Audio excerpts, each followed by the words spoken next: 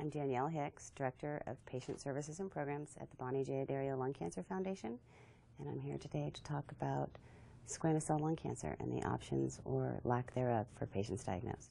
They don't really understand the difference between non-squamous or squamous. All they know is they've got lung cancer. And being diagnosed with cancer is a scary thing. Being diagnosed with lung cancer is even more scary.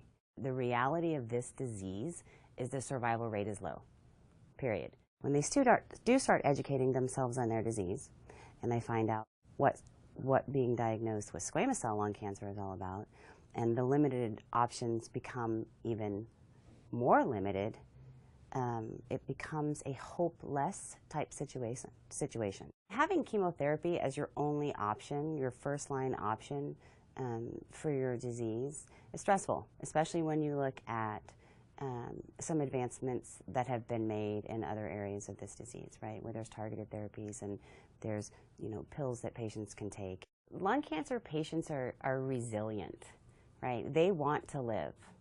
And I can tell you story after story of patients saying, I just want to get to this milestone, whether it's one last Christmas with my family, whether it's the birth of my grandchild, whether it's my wife's next birthday. There are these milestones, and these aren't things that are years and years and years out. These are things that, depending upon the patient and where they are, sometimes are a couple weeks out, sometimes are a couple months out, right? It's important to the patient. We had one patient that said, I'd have taken one more day. Patients and their families would take that any day of the week. Having more effective treatment options for squamous cell lung cancer patients would be huge.